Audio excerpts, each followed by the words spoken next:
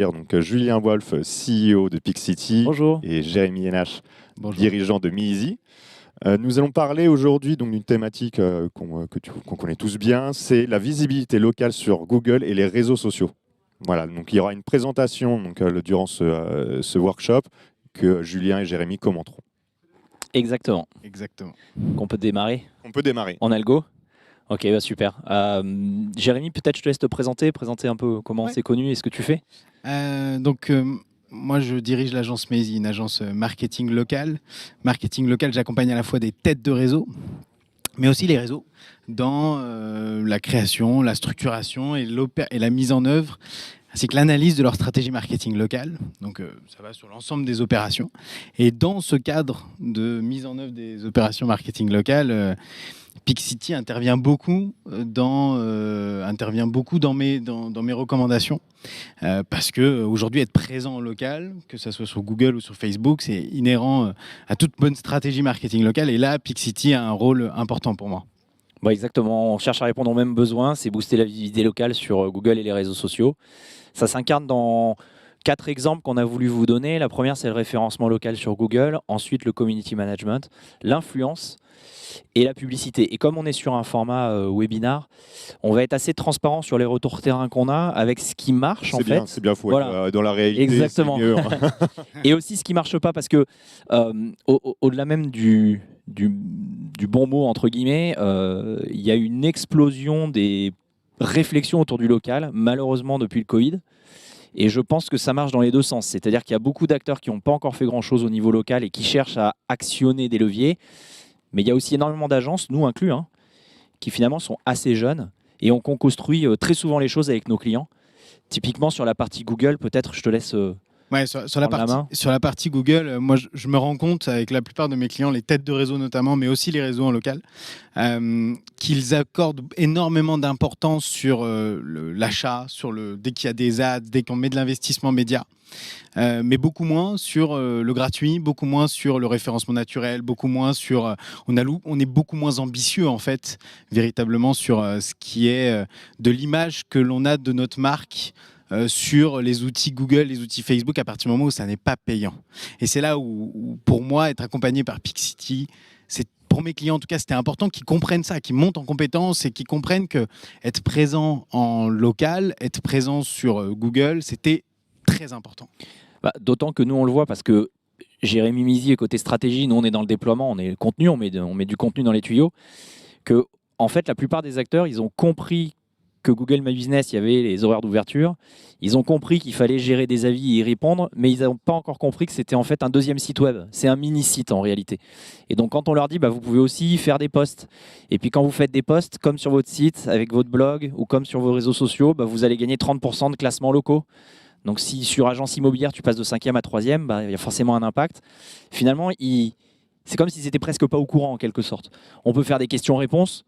On peut travailler aussi, excuse-moi. Tu penses qu'il y a un problème d'acculturation du coup à ce niveau-là auprès des entreprises de n'importe quelle taille, qu'elles soient vraiment très locales, ultra locales Ouais, c'est un énorme problème d'acculturation, très amplifié par le fait que Google arrête pas de lancer des nouveautés, encore récemment avec la messagerie dans l'espace Google My Business. Et on est en toute sincérité passé d'un espace d'avis à un mini-site, et en fait que depuis quelques années. C'est pour ça que je disais que la plupart des agences qui y répondent sont aussi assez jeunes. Il y a 5-6 ans, le sujet que j'évoque n'existait pas. Et comme le Covid a encore amplifié la nécessité d'aller sur du local, bah même chez un Darty ici, on peut se retrouver avec des pages, avec du contenu dupliqué qui ne sont pas des choses qu'on voit sur les sites dits navires amiraux. Et c'est d'autant plus dommage que, particulièrement sur Google en gratuit, on est sur une population d'intentionnistes, c'est-à-dire que ce sont des gens qui veulent acheter.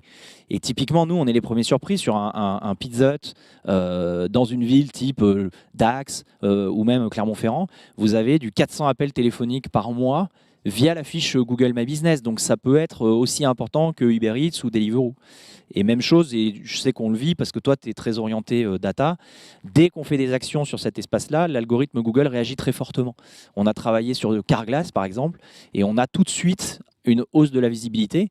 Alors, j'espère que c'est parce qu'on travaille bien, mais je pense aussi que c'est parce que, comme personne ne fait rien sur cet espace-là, finalement, dès que tu actionnes un levier, il y a un reward.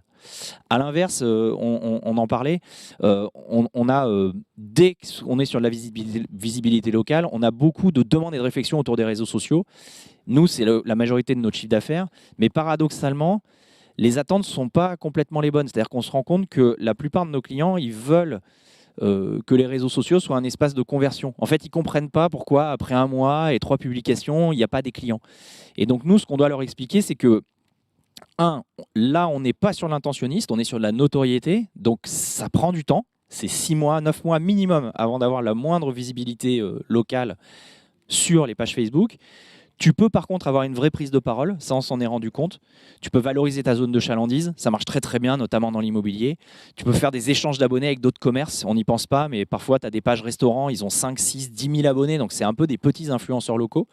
Mais que ce soit sur la mise en avant de ta zone de chalandise, que ce soit sur le rajeunissement de ta prise de parole, voilà, ça prend du temps. Et donc du coup, il y a 2 solutions là-dessus.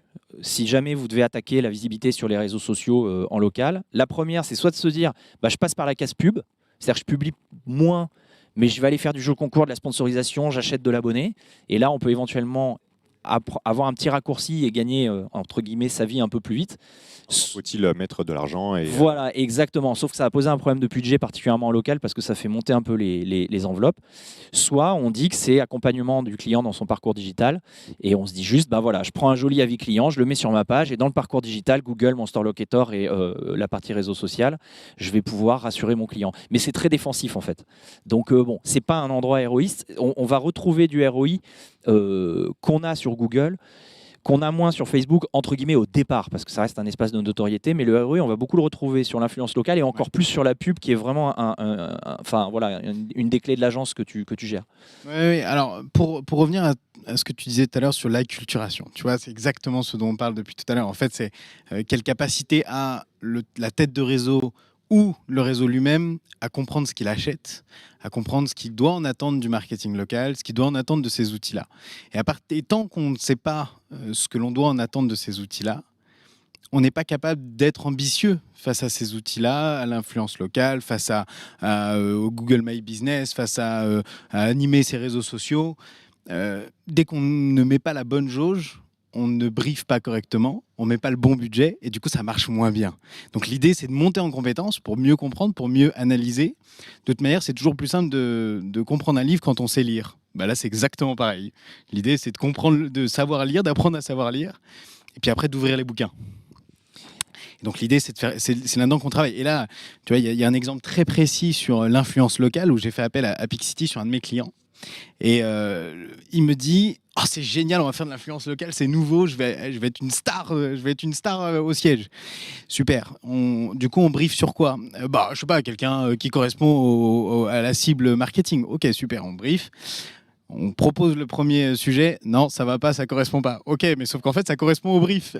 Ah ouais, mais ça correspond pas. Mais attends, mais moi, il faut que je vende des voitures. Parce que dans l'occurrence, c'était pour un concessionnaire automobile. Il faut que je vende des voitures. Ah oui, non, mais attends, on s'est pas compris sur ce que tu dois en attendre de l'influence locale. Tu dois en attendre de la visibilité, de la notoriété. Tu rajeunis ta marque, tu rajeunis ton audience, t'augmentes. Et c'est pas du tout les mêmes indicateurs de performance. Oui, donc en fait, il saute les étapes pour arriver à son objectif final, sachant qu'il prend pas en compte qu'il y a une notion de notoriété, une notion d'influence, avant d'arriver à des résultats concrets. Ouais. C'est ça, c'est-à-dire qu'il n'attend pas la même chose que ce que le média peut lui proposer. D'accord. Donc aller essayer d'acheter une baguette de pain chez un boucher, ça ne marchera pas, quoi qu'il arrive.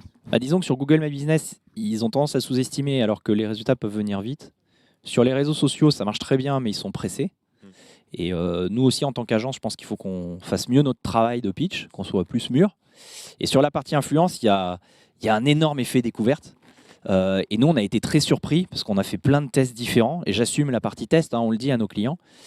En fait, on s'est rendu compte qu'il y avait 3 types de prestations côté un peu contenu, même si on est sur de l'influence.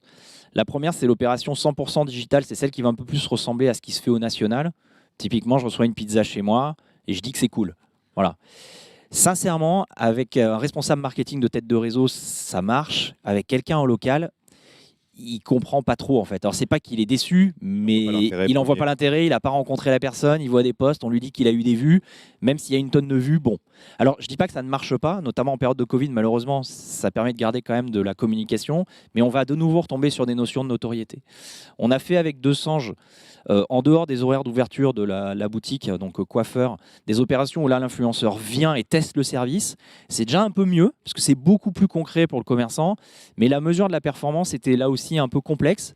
On offrait une promotion, on a fait un peu de sponsorisation, mais il a eu du mal derrière à mesurer l'impact dans son magasin. Et d'ailleurs, de ce point de vue-là, Jérémy a plein de partenaires pour permettre de mieux monitorer l'impact en point de vente. Oui. Ils sont passés tout à l'heure Smart Traffic. C'est tout à l'heure. Smart Traffic, j'imagine. Ouais. Et en fait, c'est une demande client. C'est pas une idée qui vient de nous, qui a pour moi donné les meilleurs résultats, où ça a le mieux matché entre les attentes et l'impact. Et en fait, c'est une expérience client. C'est-à-dire, on oublie la notion d'influence locale. On va créer un événement pour que les gens sortent de leur canapé et aillent en boutique. Et donc l'influenceur, là, il a une compétence, en plus de ses followers. Il va créer via un atelier, par exemple, une lampe. Il va le faire en fait avec les clients fidèles du magasin. Donc là, le client final, donc Monsieur Bricolage se dit, c'est génial, moi j'ai fait une opération de fidélisation. Et par ailleurs, il va faire venir des nouveaux clients. Et donc, on est à 2 doigts, entre guillemets, et moi c'est mon conseil, si demain vous devez activer de l'influence locale, on est à 2 doigts d'appeler ça de l'événementiel local en fait, et avec autant de la fidélisation client que de la visibilité.